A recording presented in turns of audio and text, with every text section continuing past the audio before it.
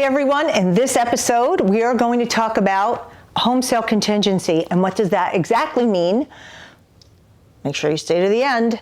My name is Robyn Cavallaro. I'm a realtor here in Florida and primarily sell in the villages.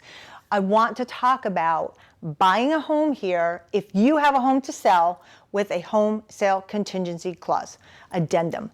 And I'm going to show it to you here in a moment, but there are opportunities for you to still purchase a home here if you have a home to sell. And when we submit an offer, we also include a home sale contingency.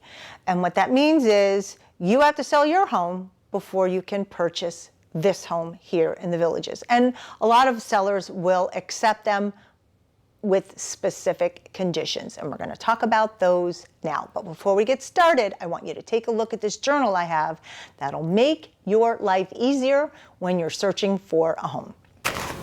Don't forget, get your copy of my home buying journal. This one is specifically for the villages. It's all villages information. It'll help you keep track of up to 25 homes with all the pertinent information about this community. You can take it here. You can enter the village, the section. You can calculate the new taxes or get the new taxes calculated. Again, everything you need to know about the villages. You can staple your MLS or your VLS listing because you can use this for both. This is really for your home buying journey. It's available on Amazon. I also have information here if you're going to make any kind of renovations to help you keep track. Lots of places for notes. I also have my handy dandy so you remember where the high tax rates are when you're looking for that home, and also my next steps checklist that I give to every one of my buyers. So get this book, follow along whether you're touring a home here in person or on the web, and make sure you get a home that's Robyn approved.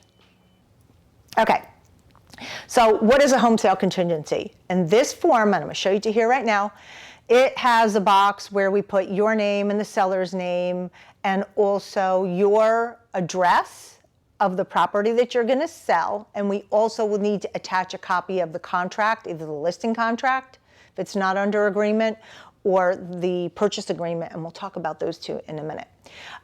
We also check if it's under agreement or not, anticipated closing date.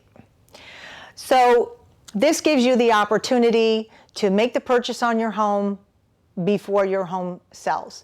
Now, when it comes to the contingency, depending on the home, some sellers may accept it if your home is not on the market. It's unlikely, and I'm going to tell you why in a sec. They'll accept it if your home's at a minimum of on the market. That's your medium opportunity. Your best opportunity is that your home is on the market and under contract, and better yet, through inspection, for a seller to accept it. And here's why. Our MLS requires us, when we have a fully executed agreement, to list the home, to indicate it's pending. Once it goes pending, it comes off of the active inventory. So there are not a lot of people who are looking in the pending inventory for a home. So if you're my seller and we get an offer from a buyer, that home is not on the market, I would tell my seller, that's not a very strong offer. Their house could be on the market for 6 months. I don't recommend you accept this offer. They do what they want to do. The next opportunity, you're my seller. Hey, we got an offer. Their home is on the market, but they don't have a buyer yet. Still, to me, a little risky, just because, again, even though your home is on the market, it still could take 6 months to sell. Not a good position to be if you're a seller. Now, the third opportunity, I tell my seller, yay, we got an offer. Their home is under agreement and it's been through an inspection. And once they're done, we're paying cash and we're quick to close. That's your best opportunity, because now we can take the home off the market. I see, for my seller, I see the contract on your home. I see the closing date. We know about your buyer, and you're making a strong offer. The sellers are more than likely going to accept that home sale contingency. There's also something called a kick-out clause. Now, how that works is you have a contract for sale.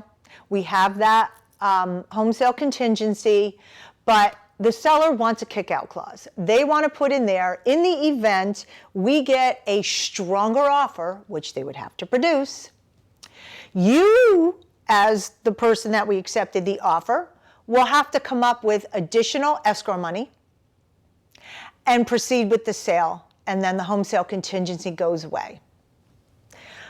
Kick-out clause, we have an offer, it's accepted, the home is pending, but the buyer wants, the seller wants a kick-out clause. That gives them the opportunity, if you still haven't sold your home yet, if they get another offer that's a strong offer, which they would have to show the seller, or show the buyer, the buyer has the opportunity to say, yes, I want to continue because we're almost ready to close.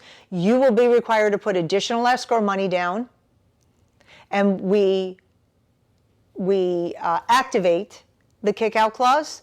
The home sale contingency clause goes away. Now, you no longer need to sell your home because we activated the kick-out. You've put more money down, and we're going to proceed with the sale. So that's something that you can expect if you're selling your home with a home sale contingency. And this is all really about getting your escrow money back. If you make an offer on your home and your home falls through as the buyer, I, as your representative, want you to get your money back. The seller wants to keep it, but you want to get your money back. So that's why we put this home sale contingency to protect you. If you have any questions about this, put them in the notes below. Definitely give me a call. My phone number is always up along the top. Call me, text me, email me. I'm here to answer any questions. So we talked about that backup offer, but remember, when you submit an offer with a home sale contingency, we will need a listing agreement, or we will need the contract for sale of your home. The strongest offer is going to be when your home is on the market with an offer through inspection. But, you know, if a home's been sitting on the market for a long time, the seller might take something that's a little less orthodox and maybe a little bit riskier because they have not had a lot of activity, or they have had a challenge selling this home. So think about that. If you have questions about a home sale contingency with your offer and you have a home to sell first, I'm your girl. All right, I'm Robyn Cavallaro. Again, thank you for watching this episode, and check this next one out. I think you might like it. Until next time, I'll see ya.